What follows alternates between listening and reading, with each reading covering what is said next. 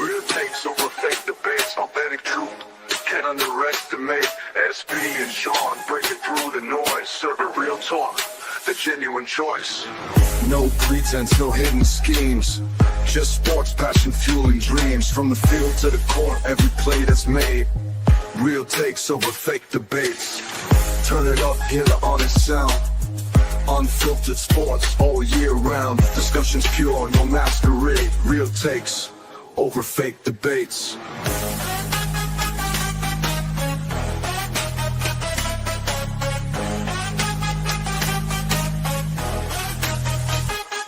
Turn it up. Over fake debates. Real takes over fake debates.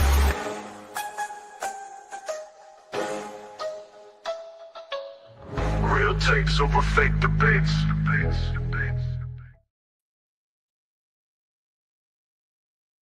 And we are live as we talk sports. Sean Williams. Real takes over fake debate. Shy. It is Monday. How you doing today, brother? Doing good, SB. How you doing this Monday? Chilling, man. I see the StreamYard didn't added something new. Not that it messed up and clicked something. I got to re-upload the one on YouTube. But I'm doing good besides that. Everything is swell. There's a lot of things going on in the NFL world. A lot of things going on in the NBA. NBA is back. It's a good time for sports. You know, obviously the World Series just ended. Hockey back on if you care about hockey. So it's been a lot of good things, but also some sad news. There's a lot of losses that have been going on in the sports world. RP to the brother, Mr. Nealon from the Cowboys. I think also the old commissioner has passed his way too. But I want to go to a basketball real quick where Hall of Famer Lenny Wilkens, the godfather of Seattle basketball, dies at 88. Sean, you know you are the historian of the show. Can you explain to the people who Lenny was for a second and what he meant to basketball? And also prayers to the Wilkens families too in this loss. Yeah, I mean, when you talk about NBA history, it's hard not to talk about it with Lenny Wilkens because Lenny Wilkens spent over 40 years in the NBA as a player first, and then obviously transitioned. He was one of the first player coaches as well, and then he obviously transitioned full time into coaching. He was a 9-time All-Star. If I can describe his game, just to put it in context, he was a left-hander, and he was kind of quirky. Like he had a little bit of Manu Ginobili in his game. He was a 9-time All-Star. He was a point guard, but he could score the basketball. So I think about somebody like Nate Tiny Archibald, another left-hander, probably was, inspired by Lenny Wilkens, another New Yorker, as well. And then, fast forward, just what he, did as a player coach and then becoming, a full-time coach, was the all-time winningest coach in terms of number of wins when he retired from coaching in the NBA.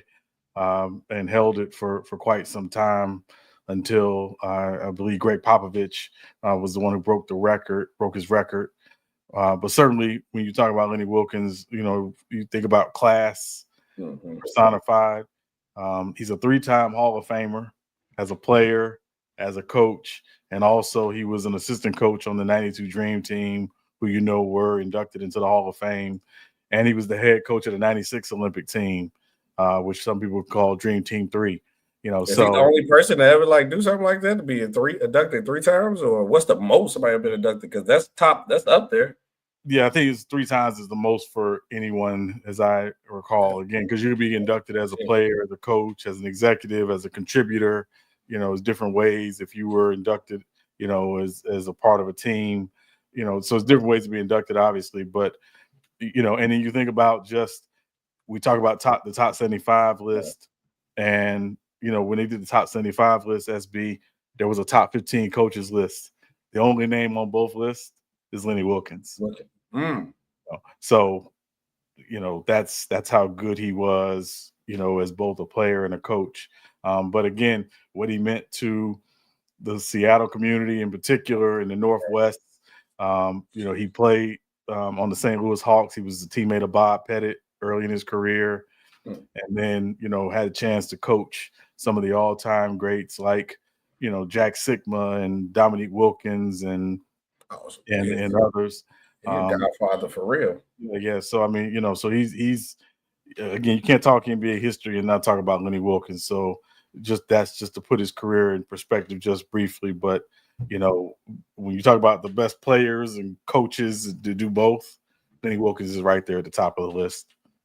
Do you think, because my big question is this, do you think a passing like this will possibly revamp or microwave the process of Seattle Supersonics getting the team back? Because I feel like Seattle was the only team still missing that void of NBA basketball. Yeah, they honored him earlier this year with a statue in Seattle. Because we talk about Seattle basketball. He's not from Seattle. Seattle is where he's most tied to. He won their only championship as a head coach in their Sonics history there. Obviously he was a big proponent of getting the Sonics back in Seattle. Certainly he, won't be able to see that, but he definitely always talked about, that NBA basketball belongs in Seattle. So, will this help push it? I don't know, but I do know that, he was certainly a big proponent of, NBA basketball in Seattle and being back in Seattle as soon as possible. All right. Let me know what you guys think about that, about Lenny Wilkens. Prayers to his family. I'm going to have to do more chopping it up on Lenny too. That's a little bit before my time. But I know I keep up with some players, but I definitely, when I see this pass, and I was like, the name definitely, I'm not going to, I don't lie. Like, the name did sound familiar at the moment when when you said it to me. I'm like, this name sounds familiar, but it just didn't hit me at the moment. But that's why I asked you, you're like the historian of the show. So I had to ask you that. Yeah. Now, speaking of historian or history, which way you even want to put it, Russell Westbrook went to the Kings. Everybody clowned the move about the Sacramento Kings, whatever. And he actually been balling out with the Sacramento Kings. Had another great triple-double, but the one thing that comes with Russell Westbrook all the time that people talk about is that Russell Westbrook what does he rank with point guards? What does he rank as a rebounder as point guards? I think he just topped the list. I think he's number one in rebounding now as a guard. Mm-hmm. And Russell Westbrook says he is the best rebounding guard in NBA history. Humbly speaking, he says. I have a question, but I want to know, what was your instant reaction when you heard Westbrook say that at first? I mean, he's entitled to feel how he feels that he has the record total rebounds for guards. So I'm not going to say he doesn't have the right to feel how he feels. Having the totals make you the best in the category now, all of a sudden, but you got to go down that rabbit hole. But why? Yes, of course. But again, to say, and he said in his humble opinion, which is his opinion, is his career. It took him 19 years to get the record. That's a long time. Jason Kidd had the record before in terms of total number of rebounds. But both of those guys, Jason Kidd played 19 years. Obviously, Russell Westbrook is in year 18, excuse me. So, playing that long, obviously there's some things you're probably going to do, to break records and things like that. The rebounding thing is always interesting, especially in today's age, now that the game is more spread out. But you also have, situations where, particularly like in Oklahoma City, I can recall watching games where Steven Adams literally cleared everything out so Russ could fly in and get rebounds. So, and that's not to cheapen his accomplishment or anything of that nature, but we have to take the game in context. He rebound per game average, he's fifth all time among guards. So, that to me provides greater context than total number of rebounds. If we're being honest. The four guards ahead of him are Tom Gola, Oscar Robertson, Jerry Sloan, and Magic Johnson. So in terms of rebounds per game, that's pretty good company. He was a good company. Yes, right. And he is one of only 5 who average 7 or more rebounds per game for a guard. So, it's a good accomplishment. You can't take it away from him. No, you can't. But again, the context is, what is the game today compared to what it was yesteryear? And it's hard to make the comparison. So I just look at the rebounds per game, and he's, top 5 in rebounds per game, among those guards. And that's a very good accomplishment. I think for me, like with Russ, so now like everybody, if you have seen me talk about sports or especially about guards, my favorite 2 point guards all time is, well, if you add Jason Kidd in there too, I like Kidd, but it's always been Russ and Derrick Rose. Derrick Rose is always number 1. Nobody better than Derrick Rose than me. As a guard, it's when it comes to my favorite, not who's better all time. So I'm always, when I say this, I know I'll rock with my boy Russ. I do think there is a conversation about Russ being the greatest rebounding guard ever. You could argue that, because, like, I know you brought up with the OKC situation. Some people use that as an excuse to knock him. Some people excuse as a boost because, OKC during that time said that it was better for Russ to get the rebound over Steve Adams so he can instantly push the break, whatever, blah, blah, blah. But you can't deny during that time, he was chasing stats. It ain't nothing wrong with that. When you get close to the average of the triple-double, I wasn't mad at that. When Nipsey died and you purposely did the 20-20-20 so you have a 60-point game, I get all that. But when you open this Pandora's box for Russ, and everybody's, I'm glad this year everybody's praising Russ. It's because he's in Sacramento, and nobody really cares so much about Sacramento. So if Russ have a bad game, nobody's gonna bat an eye at it. But when you have a good game, they're gonna highlight it. That's why I think Russ really needs to be in situations like that. But when you really look at like the situation downplay about Russ, like, even if you do have that title, Russ, what about the other things? Because I think you could have been, because now him saying this opened the category where I see people saying Russ is the best point guard of all time. Statistically, he's the best point guard time, or he's top 5 in this. But people don't talk about the facts that Russ is not a good decision maker. Russ has not improved his jump shot. Russ, when he was by himself as the lead man, couldn't get out the first round, and he was part of the problem why they couldn't get out the first round. That will knock you out of that category, and I hate that it happens to Russ. I love Russ a lot. So then people go back to the stat thing. Well, he leads to this stat, or he out triple-double. And then it also, because of Russ's downfall, Sean, in certain categories and spots, that's where the stat chaser stuff came from. Or people don't look at triple-doubles the same no more. If you got a triple-double in the game, you are very impactful everywhere around on the floor. But Russ, if you want to say make it look too easy, that's BS, because it's hard to get a triple-double. But when you get a triple-double, 30, 15, 15, and then you go 3 for 20 and have 3 turnovers, is that triple-double really a good game, Sean? And that's where the problem comes with Russ. And I hate that Russ kind of opened this box about I'm the greatest at something, because then it opens that gate for him to get attacked, or people overreacting, or over putting him higher where he belongs. I think Russ probably is top 10. If I'm being biased, whatever. But my main point of everything that I'm saying, I know I'm going off on a rant, is this generation too obsessed with calling themselves the greatest? Or even fan base, are we upset with being the greatest at something? Like, I feel like every player now, and I guess they see it like how kids are debating and how we are talking, where if you're not the greatest at something, or top 10, top 5, they feel like they're going to be forgot about. Is this generation too obsessed with being the greatest at something? Not saying great at something, being the greatest, being the GOAT at something to be remembered. I don't know if it's that, SB. I think what it is as what we do and what other people in sports media do, spending a lot of time talking about people's place in history and narrative and all of that stuff, that it's easy for people to get, who are in the midst of it, to get pulled into that conversation. I heard something earlier today. I was listening to the Rich Eisen show, and Leonard Williams from the Seattle Seahawks was on the show, and he was talking about a rule he has after a game, win or lose. He doesn't look at the news. He doesn't watch social media for like 24 hours. Where a lot of his younger teammates, they can't wait to come in at halftime or right after the game to pull out their phone to see if they're trending or who's talking about them or whatever. So I think it's just more of that again, these types of things are so much out in the lexicon now that guys do get a bit, I don't want to say obsessed, but do get a bit. I mean, you hit it right. Yeah, you're right. Obsessed is a good word.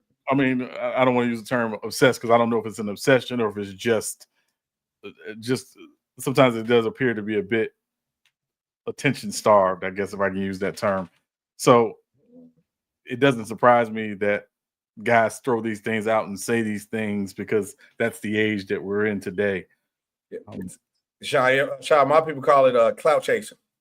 Yeah, I mean, a little bit of that, but you know, it's if I say this, and I'm going to make the comparison to hip hop. If you have to tell somebody you're the best to ever do it, you're probably not the best to ever do it. Yeah. I mean, yeah, that's how it used to be because they don't. Others will tell you, or others will say it for you. You never have to say it. So and this generation kind of more of that, and then like even Hoop Jar said, go to thrown around like newspaper on a Saturday morning. Yeah. Everybody got it. Like I said, everybody's to go there something, or at some point in time, it got to be the go. I just think, I don't know. Like you said, it could be attention seeking, clout chasing.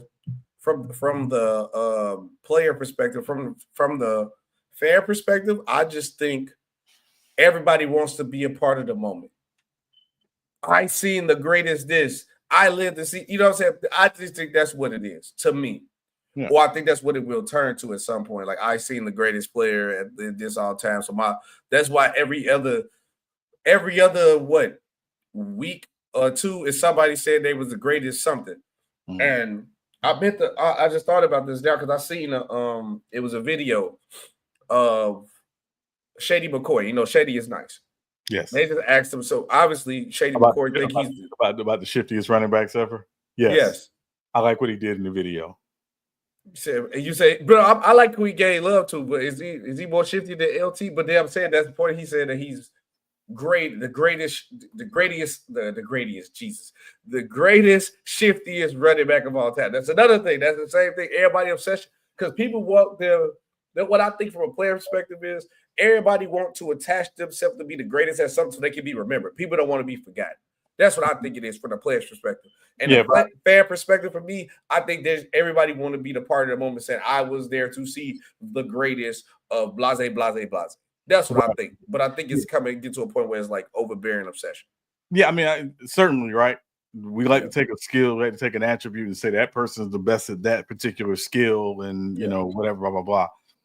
In my humble opinion, I like what Shady McCoy did because he didn't just flat out say he's the best ever. He did. He talked about 3 guys that he would put over him in that conversation, and that was Marshall Faulk, Barry Sanders, and Gale Sayers. Gale Sayers, yep. Who, you know, if people have never watched film on Gale Sayers, oh my God. So I'll just leave it alone. I mean, I got to lock in. I knew of Gale Sayers, but I locked in more of him because of you. And I was like, all right, man, Sean overpraising this dude. Let me just go see what the hype about. And very so, the hype is legit behind him. Yeah. The hype is legit around him. Yeah. But I don't know, man. Maybe it's me being a fan. I ain't like LT getting slighted. I don't know. No, I don't. And again, when I think about LT, I don't think about LT in terms of shifty. I think LT in terms of complete. I think LT is one of the most complete running backs the game has ever seen. Was he shifty? Yes, but that wouldn't be the first attribute I would think about with, you know, LT. I think explosive. You know, I mean, just and again, you know. I think LT is the best running back of the 2000s, bar none. Yeah, sure. bar none. I think him and then Falk, maybe Falk will be second. Well, remember Falk had a run in the 90s too, you know, but he had a run in the early 2000s though. Yeah, but I mean, he did have a run in the early 2000s, but again, his career was probably done like around 2005. 5 years. So that's why I'm saying for the entire decade, it would be LaDainian Tomlinson. For sure. LaDainian Tomlinson. But was LT the last running back to win MVP, right? No, Adrian Peterson. Adrian Peterson did get it that year. AP got it in 2012. And then the last defensive player was Lawrence Taylor. I don't think no defensive player gonna get it. At this generation now, it'll be impossible. Yeah. Impossible. Okay. He said Rocket Williams is up there. Who's Rocket Williams? Sean? Rocket Williams is not. I'm not remembering anybody named Rocket Williams. That's how I was saying. The Rocket throwing me off was Ricky. Okay, Ricky. I'm like, okay. Yeah. Oh, Ricky was nice too. Ricky. Okay. Nice. Yeah. I was like, who was Rocket Williams? I was like, I would say I'm knowledgeable in football, but if I don't know something, I'll honestly tell you if I don't know. Because I was like, who is Rocket Williams? I was gonna type it up. Yeah. But we gotta get to some football. I know NBA. We got maybe some more NBA stuff in a real take or overreaction. But we got to get into the NFL news. Breaking news: Giants fire. Well, not so surprising news. Giants fire Daboll amid the 2-8 season. This comes from when they had a splash with the Jackson Dart. Cam Scatterboo breaks his leg, and Jackson Dart ended up going under his 4th concussion so far this season. And Russell Wilson came into the game with the Bears. They ended up losing, and they ended up firing Daboll. Now, you know, I don't usually watch all the other sports shows from time to time. If I see it on YouTube, I might watch a video here to there. I do like watching Get Up though. Get Up is a good listen from time to time. The first show to come on, especially when they talk football.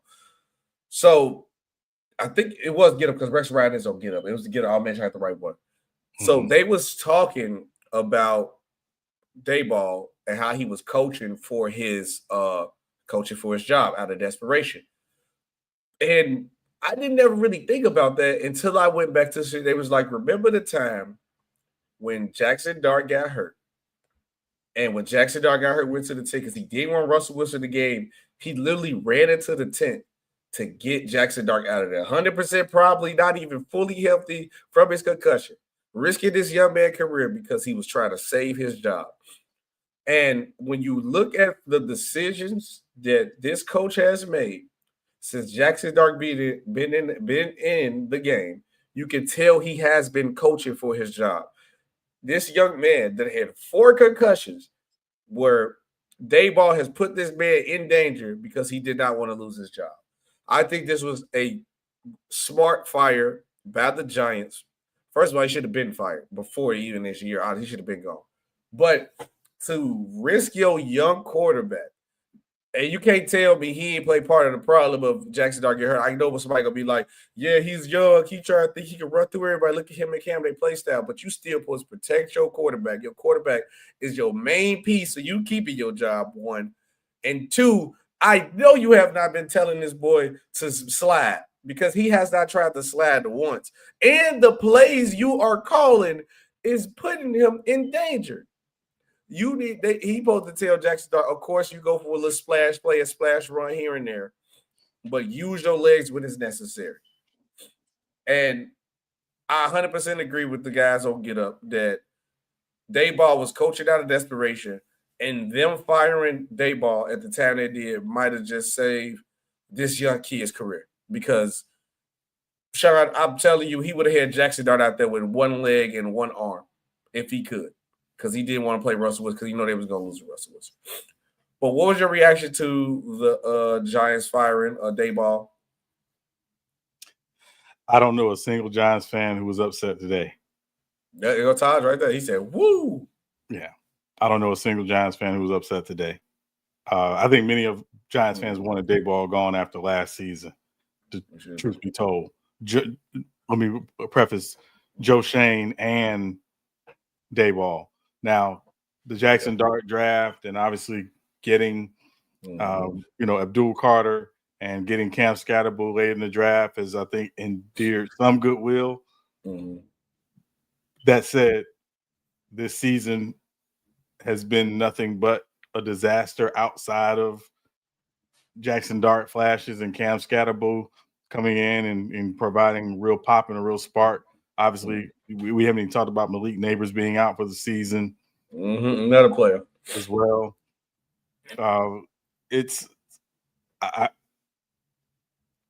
There comes a point when you just have to say enough's enough. I know the John Mara did not want to make a change. He was tired of changing head coaches because the last now 3 head coaches have been disastrous. And I might even go back before that and say it's been really since Coughlin. It's been basically disastrous at the head coaching position for the New York Giants. Mm-hmm.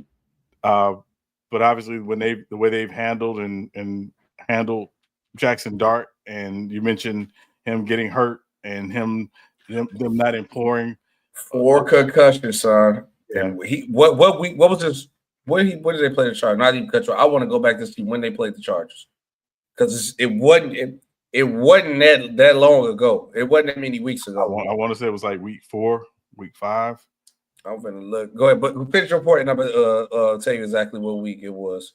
No, and also I think the other piece is when you have a young quarterback, week 5.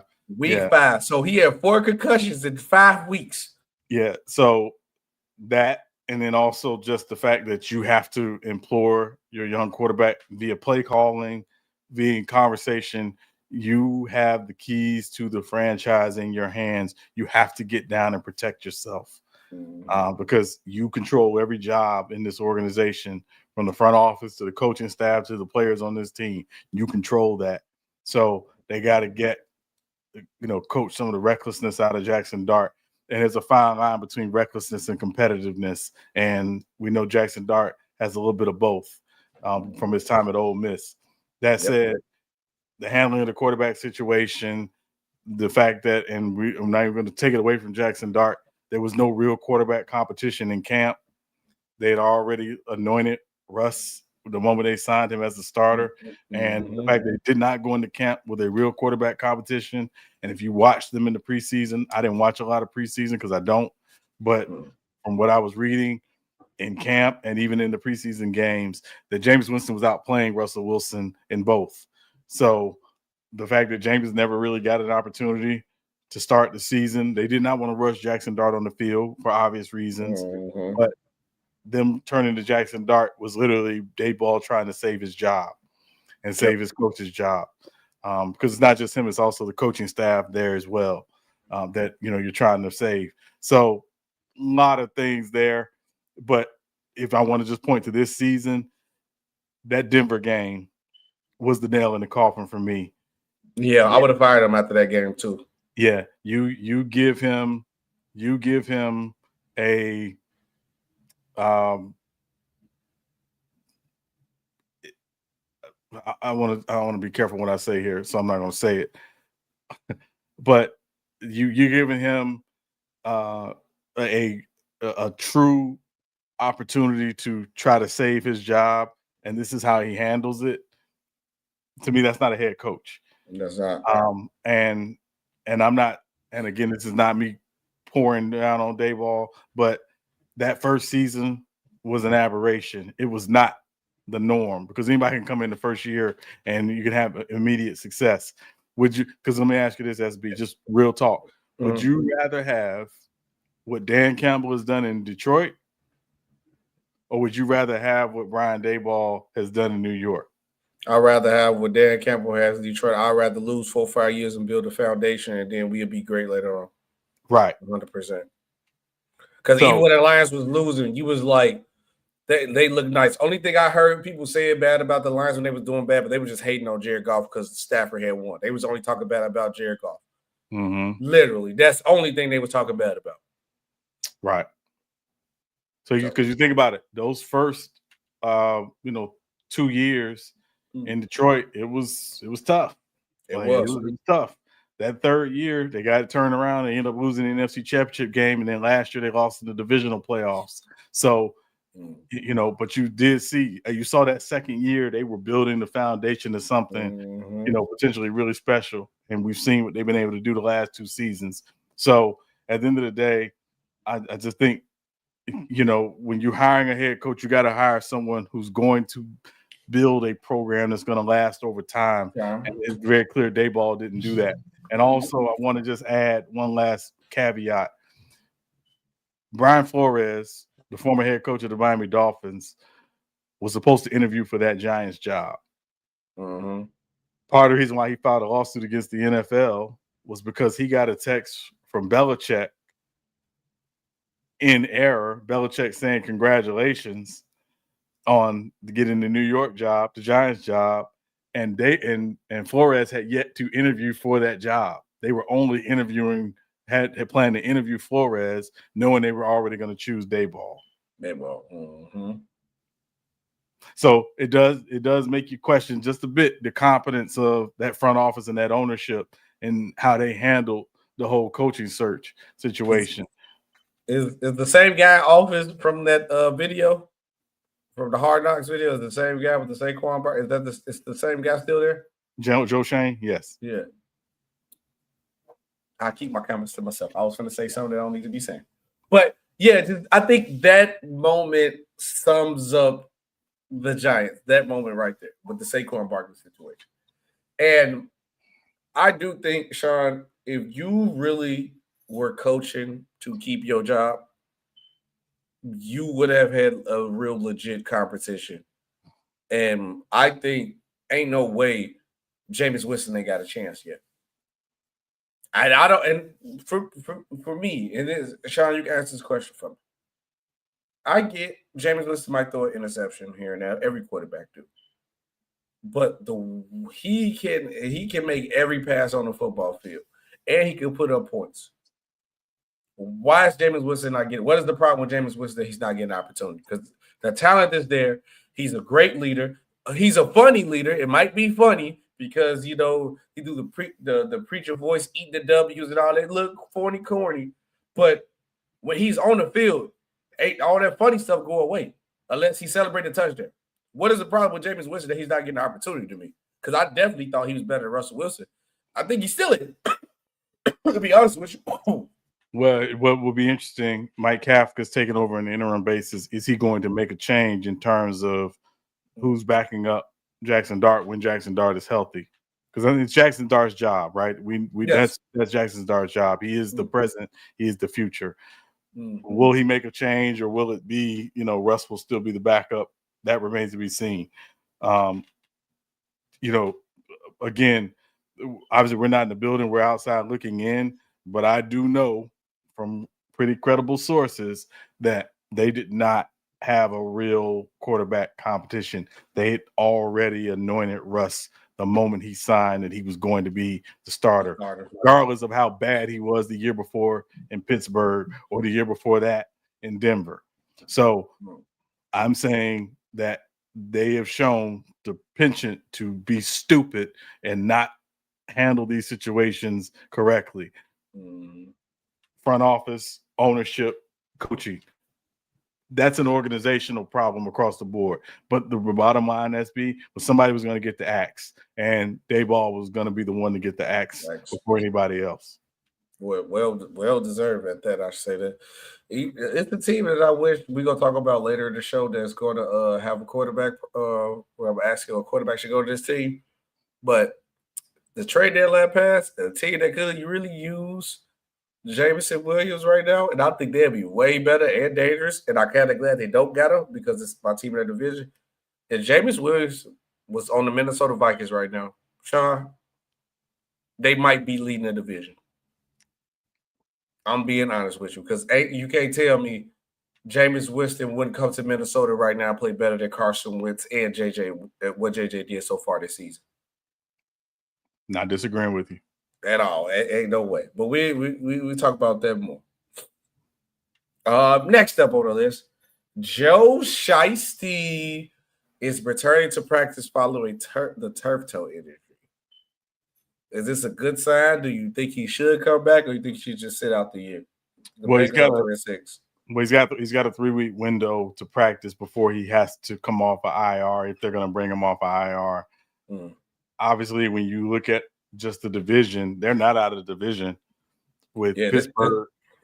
Division atrocious, by the way. Well, and I will say, I don't want to pat ourselves on the back, but remember several weeks ago when everybody was like, "Oh, the Ravens are done," and rah rah rah, and I was like, "Listen, wait till they get healthy, and let's see, because their schedule's pretty favorable this part of the season. Let's see what they do." And that defense, the last 4 weeks, has balled out. If we're being very honest, so I'm just talking about the division. That said, back to Joe Burrow. So it will be interesting again to see if they do bring him back, because they're not out of it. But obviously, the next 3 weeks will be the tell. And the other piece is that they don't want to put him in a position where he gets hurt again, things like that. So I think they want to make sure he's fully healthy before they say yes, he's back and playing. In certain situations with teams where I think like you should bring your quarterback back. Bengals, the defense too atrocious. You'll be fighting hard for nothing.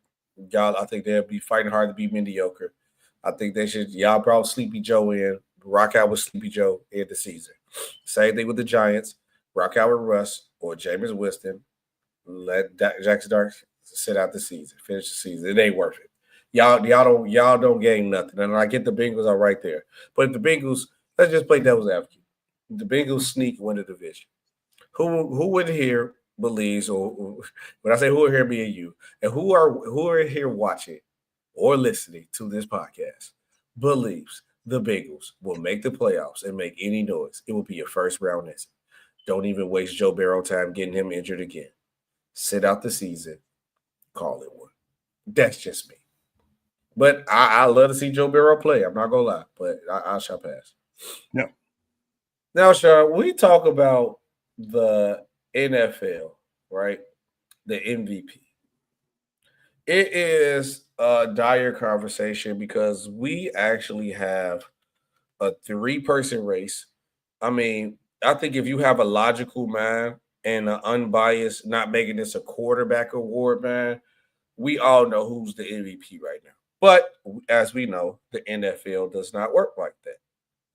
So I'm going to ask you straight up, Sean. The NFL, simple question. The NFL MVP is blank and why? Jonathan Taylor. Taylor. And why you say that, JT? Because the irony is if y'all paid attention the last couple of weeks, Daniel Jones has played like Daniel Jones. He has looked like Daniel Jones. And they should have lost last game too. Somebody say they beat her. Yeah, I see 2-8 for the save, but Yeah. 2-8 saved them yesterday, if we're being honest. 2-8 saved them yesterday. So I think what 2-8 is doing this season is actually crazy enough better than what Saquon was doing last season. Yeah, because he don't have a souped up team. Well, sure. Now, I will say that rookie tight end, Tyler Warren. Yeah. Yeah, he the truth. Yeah. He the truth. Yeah. So glad I got him in fantasy. But either way, I think it's JT is JT 28. And again, right now, short of anything crazy happening, I think he should be the favorite. However, that quarterback in New England is making it a conversation. Yeah, look, they said, yes, we finally have our Brady. They going crazy. They want to replace Brady so bad. Yeah. Okay. Right now, Sean, when I look at the odds, right, and we look at the records, okay, let me close this out real quick. We don't need that or that right now. Hold on, wait. Did this one have it up? Hold on 1 second. So, okay, this don't have them close this. So, as I'm looking at this right here on my computer, right? when we look at the MVP odds, Drake May is right now for everybody betting odds the lead dog. Is it because he's got the Patriots back winning and the Bills don't look good? Maybe. His stats right now is 2,555 yards, 19 touchdowns, 5 interceptions, 71% completion rate, 113 QBR, which he has looked good.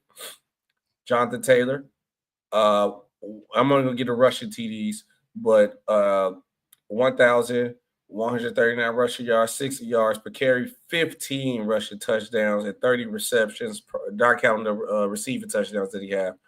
And Matthew Stafford is the next guy on the list, which I do think he is the dark horse in his MVP race. 67% completion rate, 2,427 yards, 25 touchdowns, 2 interceptions, 114 QBR. Obviously, nobody thought the Rams would be this good so far this season.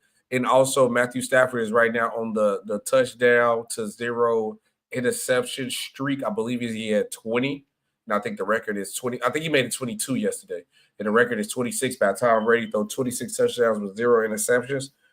Because he hasn't thrown an interception, Sean, since September 21st against the Eagles. Yeah. Right now, he is not the favorite. And I do honestly agree with you, Sean. It's no way in hell that you believe Jonathan Taylor is not the MVP. But as we know, the NFL likes to have the MVP be a quarterback. And I'm finna even mention him right now because it just popped over my screen. I don't know. This is Yahoo Sports. I'm going to pause it right now. I cannot believe this, Sean. Tell me, do you agree with this? Yahoo Sports, most valuable player odds. This is live because it popped up on the, the ad videos pop up. It said via BetMGM. So they're going to put it on Bet. BetMGM says Stafford is 1 he's a plus 275. Next is Drake May with a plus 300. Now, Sean, last you would be thinking SB. So Jonathan Taylor is number 3. Sean, this how I know the bettors even know this is a quarterback chasing award. They got Patrick Mahomes at 3 for MVP with a plus 500. And then Jonathan Taylor at 4. Plus 550. Yeah. So at this point, Sean, why can't we just name this the NFL most valuable quarterback award? You might as well. Because ain't no way, logically, and I love Patrick Mahomes. I actually don't love Patrick Mahomes. He's a cool guy. But you telling me a guy who's a team that's with a record 5-4, third in their division, is over the top running back in the league, who is the main key component of a team that nobody thought, and if you say you thought the coach was going to be good, you're lying or you live in Indiana. Patrick Mahomes is not over here. And if I could go back, I had the coach finishing last in the division. Hold on, let me put this out the way because I know I had the coach finishing last. Where is it? AFC. I had the coach finishing last. Sean, let me see where you had the coach at. I had a finishing last too. Finishing last, right? Nobody thought the coach was gonna do anything. You got to be out of your noodle if you believe Patrick Mahomes is higher on the MVP chart. You got to be out of your mind. Drake May, I get the argument because the Patriots are playing good in top of their division over the Bills, who everybody had the Bills as the favorite. But it's no way. If you ain't Drake May or Matthew Stafford right now, it's Jonathan Taylor. And Jonathan Taylor is number 1. There's no question. So, Sean, how can we get out this jutsu of putting the quarterback as the MVP, or it is what it is? I think it is what it is at this point. Now, again, I think if Jonathan Taylor continues on the pace that he's on, which he's on, and actually LaDainian Tomlinson running our MVP race or MVP pace from 2006. Yeah, I think it's going to be really hard for Jonathan Taylor not to win the award. That said, we still got a little bit of ways to go in the season. Let's see how things play out. But for me, it's Jonathan Taylor right now 1, and I would again put Drake May 2. right now because, again, the Patriots, I don't think anybody had the Patriots winning the division. I know I had the Patriots finishing second in the division, but I don't think anybody had the Patriots winning this division. And the Patriots legitimately could win the AFC and will be in the running for the number 1 seed in the AFC. So anybody out there had the Patriots finish against the number 1 seed in the AFC, please go play the lottery now because nobody had that. Nobody had that. No. So. Yeah, because then if that's the case, if you just go throw Patrick Mahomes in the conversation, why Sam Darnold, who's number 1 in the NFC, not ahead of Patrick Mahomes? Right. Wow. I mean, honestly, Baker Mayfield had a run for a little while. Why? Yeah, that's over. That's over. Yeah, that's over with. But that's all I'm saying. Why? What is Patrick Mahomes doing to be over here? They just don't want to get Jonathan Taylor the MVP, but it's okay. Next up, quarterback on the list, you got to talk about. Sean, is Kyler Murray still a QB1? And then there's questions about maybe he should just go play baseball. Obviously, he's a professional. He could have went top of the draft in NFL and baseball. Yeah. Well, he did go top of the draft. He was the 8th pick in baseball draft. Yeah, imagine picking somebody 8th and he don't come. It's crazy. But to come to your team. But what are your reaction to, is Kyler done? I think he's done in Arizona, but as QB1, I'm gonna say no. I got a couple places he could go, but we'll get to that when we do a real takeover reaction. I don't know if he's done because, again, he's still a former number 1 pick, number 1 overall pick. He's a former 2-time Pro Bowler. Mm-hmm. He's shown even, is just a couple years ago, Kyler was playing at a very high, not very close to an MVP level. I think not too long ago. I don't think he's done, but I do question whether or not he'll be back in Arizona, particularly, again, if they get a new head coach, because, again, I'm not sure, Jonathan Gannon is going to, survive this season. After this season, is a new coach going to come in and say, hey, remember, they had Cliff Kingsbury. Cliff Kingsbury had worked with Kyler Murray before, had success with Kyler Murray before, so that was a big part of it. I think that there's going to be, obviously, every year we know there's going to be some teams that's going to be looking for a new quarterback. Is there a seamless fit right now? The one that makes the most sense to me is Minnesota, but that remains to be seen.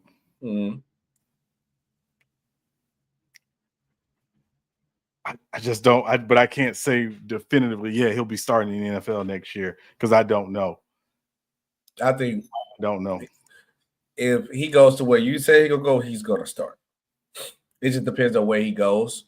But as a QB1, 100% Kyler is still a QB1.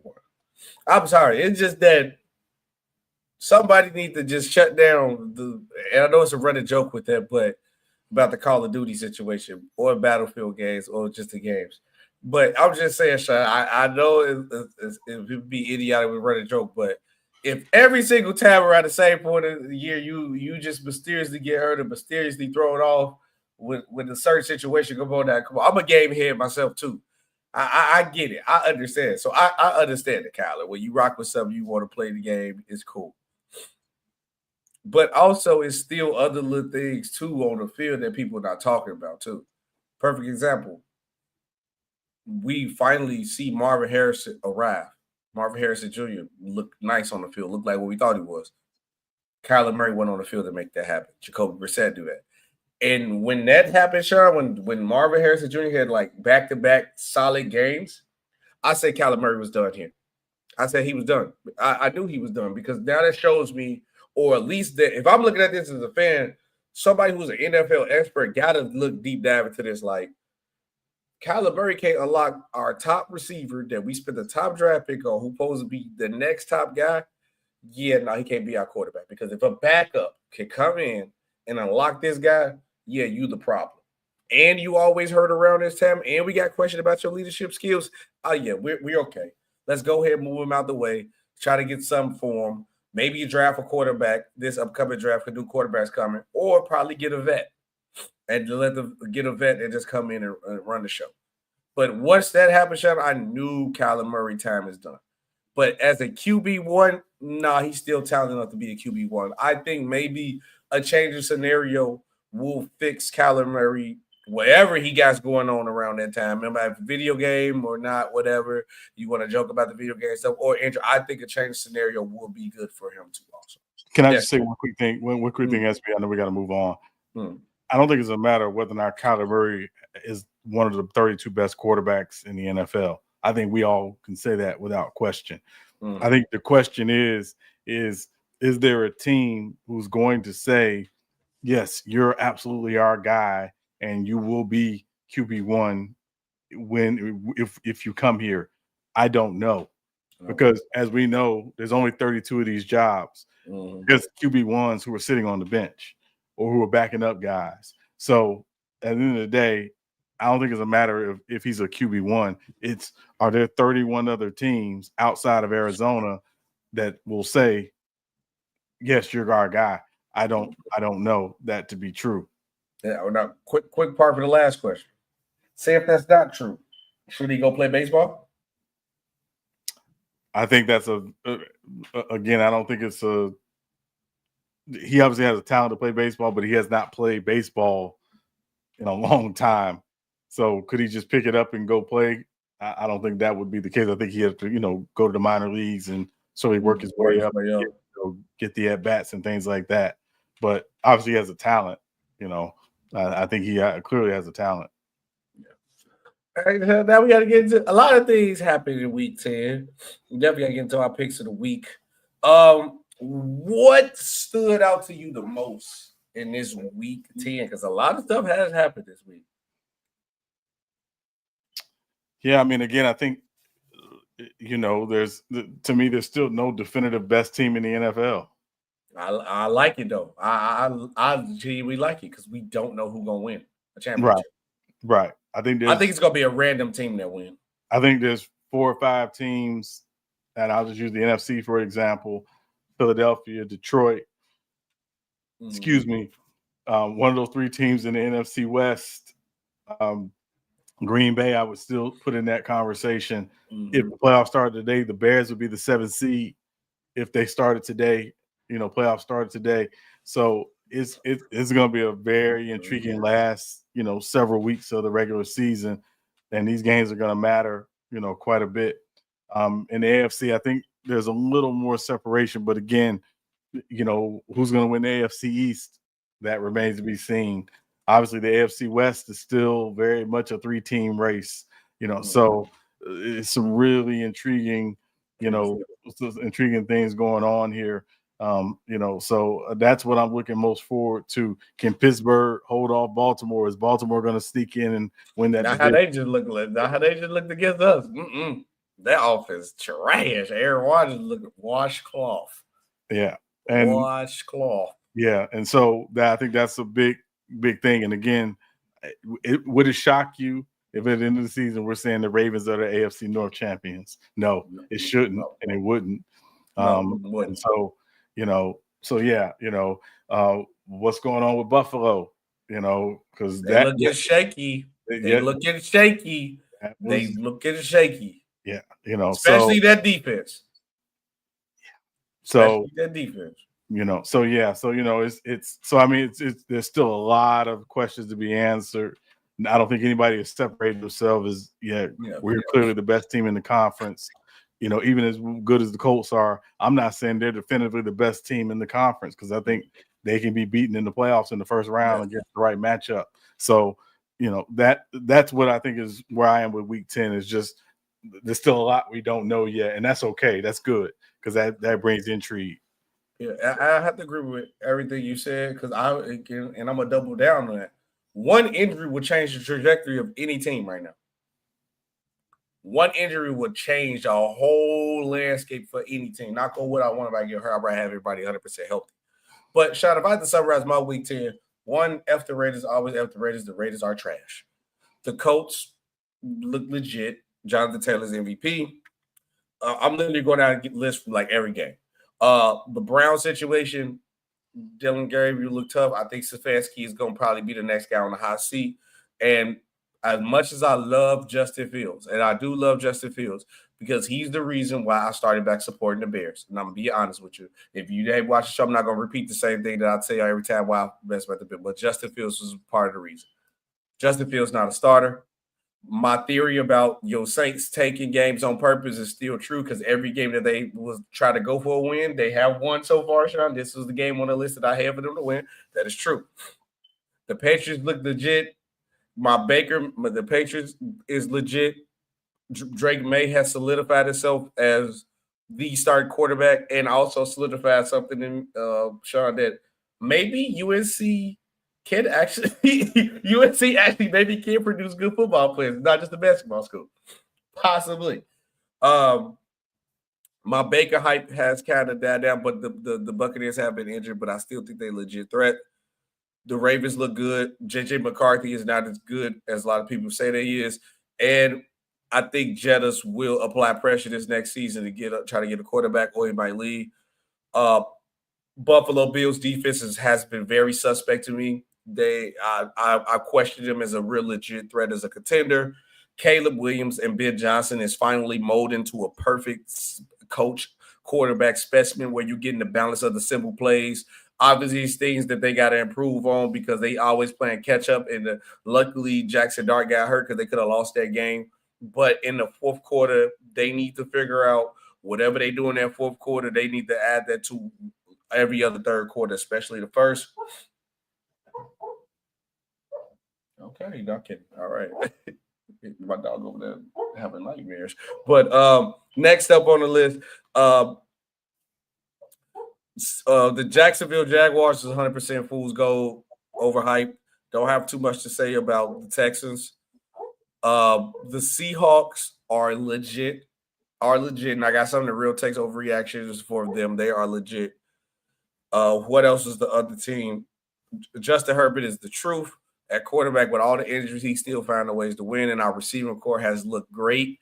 Now, finally, our young guys are developing, and I would not want to play the Rams in the playoffs in the first round. That's what I learned from Week 10. That's everything if I had to boil it down to. And then, let me check on my dog. He over there having a dream about bones or something. He over there harmonizing. I don't know if you heard him, Sean. I did. He over there harmonizing, ain't he? That was time for another great segment of Real Take or Overreaction, Sean. I'm going to hit you with some things that I'm thinking. You can tell me it's a real take or am I overreacting. We got a couple NBA stuff first. Let's play a game called Legit or Fool's Gold. I got two teams. And coincidentally, they play tonight. And the game probably put to be on. Western Conference team first. Is the San Antonio Spurs legit or fool's gold? I think they legit. They are legit. Two things. They are legit. One, if Wemby plays like a big man consistently. Okay. Two, how are they going to figure out the rotation once they get Dylan Harper back? Because now De'Aaron Fox is back.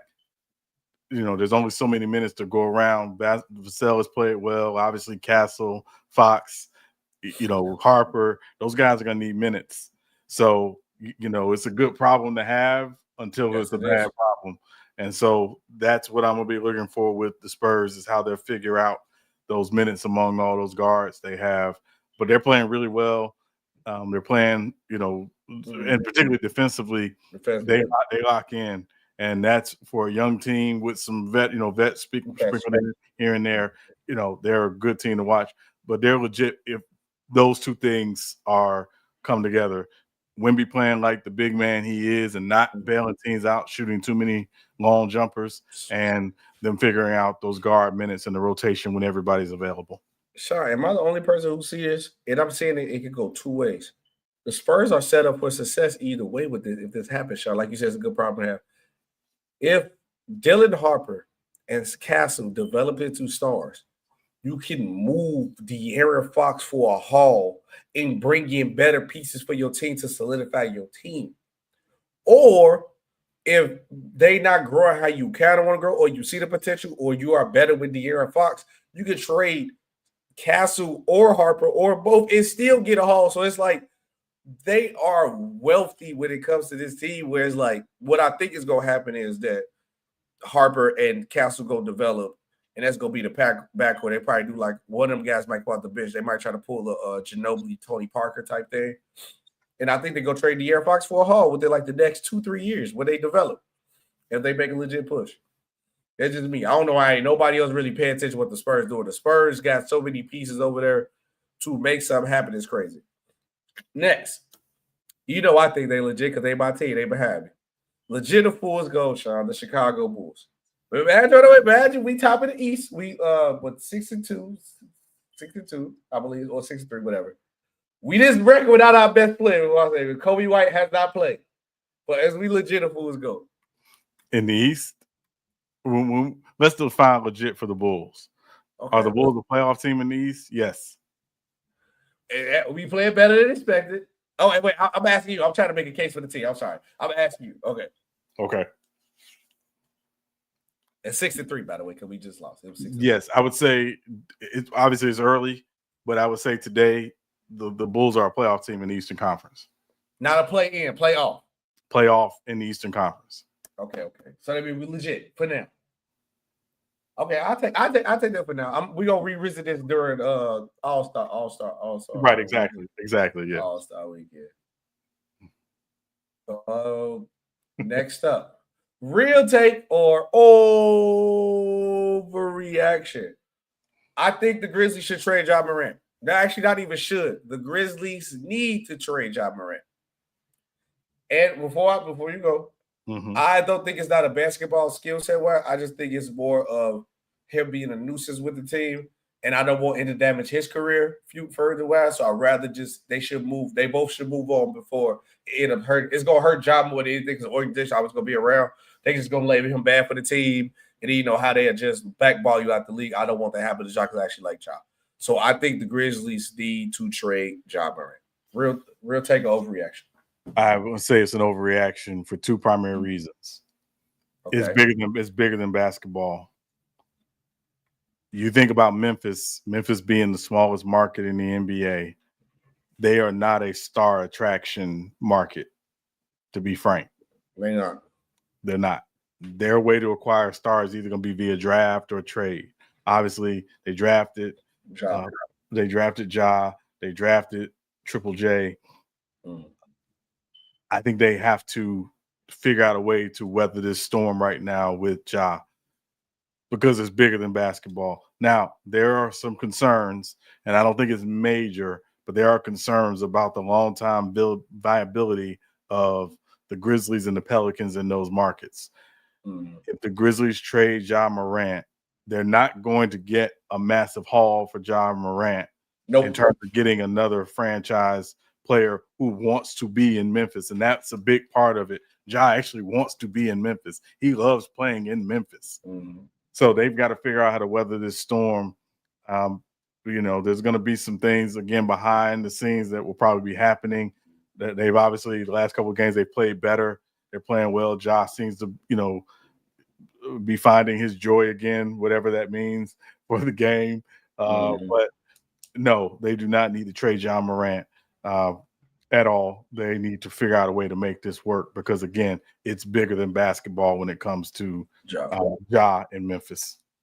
All right, next up on the list, real take or overreaction with them being 3-7 and at the bottom of the Western Conference. I believe Nico Harris is regretting the Luka Doncic trade. Real take or overreaction? Oh, he's absolutely a real take. Why you agree? Absolutely a real take. First of all, they didn't even put Luka on the market. Because the general thought was, hey, listen, if you want to trade Luka, that's your prerogative. You have your reasons, your rationale as a franchise for wanting to trade Luka. I wouldn't do it, but you have your reasons for wanting to do it. But you put it out there, or you at least work some things behind the scenes to figure out how do we get the biggest haul for Luka Doncic if we're going to trade this player. Again, Sean, I got 37 reasons why I wouldn't trade Luka Doncic right now. That's how many points he's averaging. I got 37 reasons why I wouldn't trade him. Sure. Now, again, there were some issues. Again, we know about Luka's history of not being in shape and some of the maturity things with arguing with the refs and getting teased and not getting back on defense and, blah, blah, blah. Let's move all that out of the way.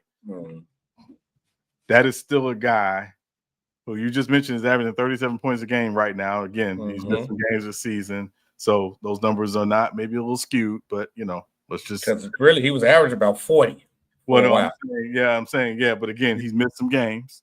So, let's, get that out of the way. That said, if you're going to trade Luka Doncic, we said this February 1st, February 2nd, February 3rd, February 10th, you get the biggest haul you can for him. You don't just say, hey, we just want that one guy and give us whatever else you can with that one guy. You got to get the biggest haul. You have to get a massive haul for him. Massive. And again, it's not unheard of that teams want to move on from a young superstar or whatever, a superstar in their prime for their reasons. That's their prerogative. They have the right to do that. The problem with Nico and the Mavericks in this trade, they didn't get the biggest haul for him. And that's why it looks even worse. It looks worse. And yes, they were able to get the number one pick and Cooper Flag. The NBA, let's be real, Sean. The NBA gave him the number one pick. It was damage control. I'm not going to get into that. Allegedly. We're not going to get into that. Allegedly, yes, that's the thought. But they have Cooper Flag. The problem is that if the biggest player you got back in the hall gets hurt and you're already missing what many people believe to be your first or second best player in Kyrie Irving, it's not going to be good. And they're not managing right now too well. They beat the Wizards last night. It's the Wizards. Let's not go crazy. But yeah, there is some regret there. And I do think Nico is regretting the Luka trade. So it's an absolute real take. Okay, I like it. Next up, and I know the game for the stars, but we'll knock these out. LeBron James, real take or overreaction? LeBron James' return will ruin the Lakers. I'm going to say overreaction with an asterisk. Why would I ask? You might as well stand on overreaction, but go ahead. I want to hear it. The overreaction is that we got to believe LeBron James in year 23, when he comes back, will figure out how to play in this new age of the Lakers, because it's LeBron James and we know his basketball IQ is high. I agree. When has LeBron James ever done that? Not even because when has LeBron James ever said, "Oh yeah, this is smart. Let's do what y'all doing"? LeBron, I'm bigger than the program. We gonna run what I want to run. No, I mean, again, but the question is, and it begs the question: what does LeBron want? LeBron wants to compete, but LeBron wants to be LeBron.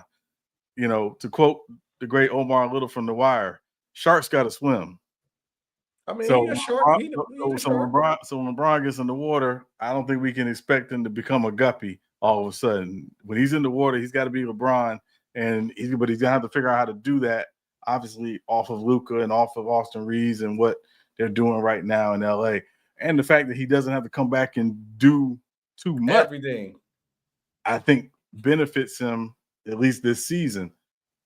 Which again, I really hope this is his last season for multiple reasons, but. That said, I think it's an overreaction with an asterisk. If LeBron comes back and says, hey, I'm going to figure it out off of you all, don't worry about me, it'll be fine. But if LeBron comes in and it has to be, who and what LeBron has been in his mind for 23 years, I don't know how well that's going to end. I'm just saying, you use the shark word for LeBron. LeBron is a shark, but LeBron is the shark with the bite on his fin. He aged a little bit. He got wear and tear all on his fins. No pun intended when I say this, because you're gonna laugh when I say this. You got a great white in there with you now. You got a great white shark in there now, who's the biggest shark there. Then also you got a dolphin in there with reefs running through the reefs and all that. You got other big fish in there. You can fall in line. You just fall in line behind the other sharks. It maybe can like add more years to your career and make it easier for you. But you know what's going to happen? Because even Richard Jefferson exposed that LeBron cares about his stats. Because if LeBron only get his 10, But the problem is LeBron numbers are not going to look the same if he come in and play his role the way how he should be to make this team great. Because to make this team great, LeBron, what the guy say, Super Draymond, I hear people call LeBron that, but play something like that role. Be the secondary utility guy. Honestly, let Reeves do his thing. Get the boards, be a secondary ball handler if needed, make the passes, make the smart plays. But if he do that, his points go from 24 to probably like 18, and it probably gonna have 9 rebounds, higher rebounds, and probably like 8, 7, 8 assists. But LeBron gonna win his points. That's all it is. But next one, real take or overreaction. If this team wins the division and from going from 1 to 5 and have a double-digit record, and even probably just stay at 5 losses, or even 6 or 7, I say 6. Lamar Jackson can sneak and win and get the MVP. Real take overreaction. Real take. I think so, especially if you throw Patrick Mahomes in there. Real take. No, Real take. just agree. Just agree. Okay, cool. Absolutely. Real take. Yeah. I definitely think so. If you guys, because the word I think if he does that, he's literally answering the V and MVP valuable. Because the only difference is that Lamar came back. Right, and I would say if you just look at the rest of their schedule, the only 2 games they may not be favored in, and I'm saying may not because obviously it's early, is the Patriots come there and the Packers. So they play the Packers. So if they finish the season 11-6 or 12-5, or I think it's definitely just that alone. I think he can absolutely sneak and win the MVP. That's a real take for me. Next up, on the list, because we gotta go through our picks of the week too. Next season, because it can't happen now because the trade deadline has passed. The Steelers or Vikings should trade for Kyler Murray. Real take or overreaction? Real take. Okay. Real take. Okay. Simple zero take. Okay, cool. Okay, he said plus the numbers of the year, it'd be like crazy. 14 TVs every game. No, that's true. I'm Joseph, I'm persuading you. Lamar might get it. Next up, real take or overreaction. I think it's I'll say one thing to Joseph. Just remember last year, Josh Allen had worse numbers than Lamar basically across the board. What got Josh Allen the MVP? Narrative, yeah. Narrative. Dead serious. You called it at the beginning of last season too. I want to give you that. You definitely called it at the beginning of last season when you said why Josh Allen was MVP, and everything played out to a T. And you had the script, Sean. I know you did. You just got to admit it. So I need the script to let me know who winning this year. But real take or overreaction. I think it's time for this team for a change. The coach of this team is a Hall of Fame coach. I think they need to get out of mediocrity because he's never going to have a losing record. With never having a losing record, you'll never get no good talent on this team unless you get a luck of the draw. Mike, this year should be Mike Tomlin's last year with the Steelers after a failed year. I think it's time for a change, Sean. Real take overreaction. Only if that's what Mike Tomlin wants. Man, forget Mike. It ain't about what Mike Tomlin won't no vote. No. We got to treat like Bill Belichick. We gonna say you walked away, but we fire you. No. The Steelers don't fire coaches. That's the point. They've had 3 coaches in 55 years. I know. So again, the question is: has Mike Tomlin lost his touch or his way with that team? I'm not saying he has because I don't think he has at all. I think the issue is that they are a team that has not replenished young talent, enough young talent. Mm-hmm. They're patchworking, and so that's the problem. They're really very elderly in some areas of the football team. So that to me is the greater issue. But can Mike Tomlin still coach? Absolutely. Can Mike Tomlin still connect with today's players? Absolutely. But the issue is, to me, the roster, I think, is the greater issue because it's just older. They're just old. Sean, now I agree. I think Mike Tomlin can still coach the league, go somewhere else. Do you know who was Mike Tomlin's last quarterback when he got his last playoff win? It was Big Ben. Mm-hmm. And you know who his running back was? Le'Veon Bell. And you know what Le'Veon Bell is doing right now? Nothing. No, he's fighting on YouTube on Kick streamers doing boxing matches because he's not in the league no more.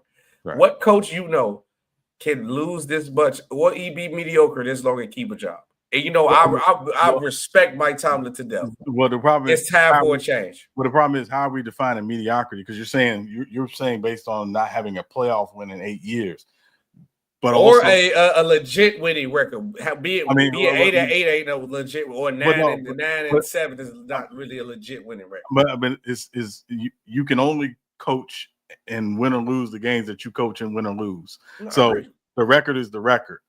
The question is, and again, holistically looking at everything, has he lost his way with that team and that organization?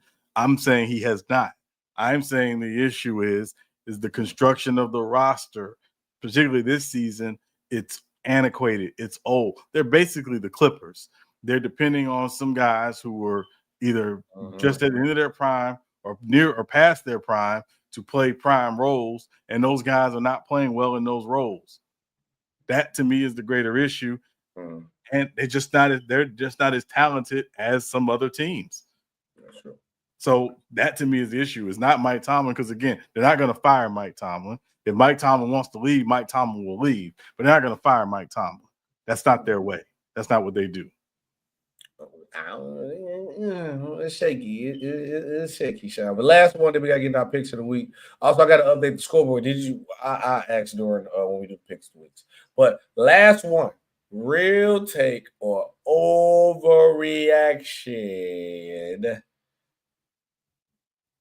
If the Seattle Seahawks get the number 1 seed and go into the playoffs with the number 1 seed, the Seattle Seahawks with home field advantage are the most dangerous team in the NFC. Overreaction. Wow. You know how hard it is to win in Seattle at home? Seattle? The Bucks did it. The Bucks did it. I mean, Big Baker, though, right? Right. Okay, Big Baker. The Niners did it too. When was this? Like a couple years ago? No, I'm saying this season.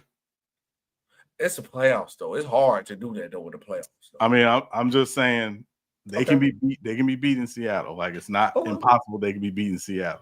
But we also know that crowd noise. It's a different animal. It is a different animal. I'm not saying that it's not. I'm saying they can be beat at home because they've been beat at home a couple times this year. So yes. Okay. Well, that's overreaction. Thank you guys for participating in Real Take Overreaction. Now, Chuck, we got to get to our picks of the week before we get up out of here, because I believe the game has started, so we got to get up out of here because the game is on. Yes. Who won the week before last? Because I got the scoreboard still. I didn't update the scoreboard from last week because you record. Did you win or not win? Last week was a tie. It was a tie. Okay, so the score's still 5-3. Okay. So 5-3-1. 5-3-1. I put -1. 1. Okay, cool. The score is 5-3-1. But it's time for the recap of SB and Sean NFL Picks of the Week. So, with the news we just said before there, now the score is SB 3, Sean 5, and we did our picks of the week. So, Sean, who won this week? So, Atlanta, Indianapolis, and Germany. I took the Falcons. You took the Colts. Colts did win in overtime. Giants at Bears. We both took the Bears. Bears did win. Buffalo at Miami. We both took the Bills. Bills lost. Never again. Baltimore at Minnesota. We both took the Ravens. Ravens did win. Cleveland at the Jets. We both took the Browns. The Jets did win. New England at Tampa. I took the Patriots. You took the Buccaneers. Patriots did win. 1-1. New Orleans at Carolina. We both took the Panthers. The Saints did win that game. Jacksonville at Houston. I took the Jaguars. You took Houston. Houston did win that one. Arizona at Seattle. We both took Seattle. Seattle did pull that one out. Rams at 49ers. You took the Rams. I took the Niners. Rams did win. Detroit at Washington. We both took the Lions. Lions did win.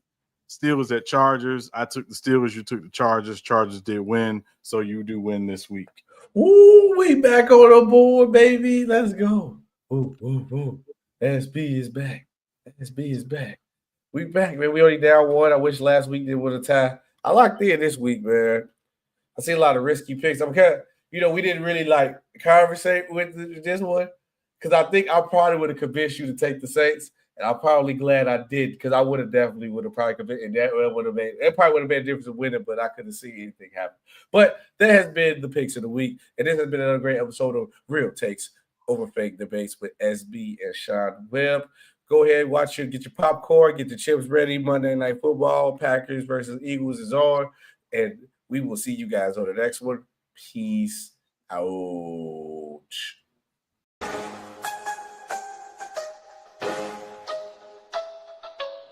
Real takes over fake debates.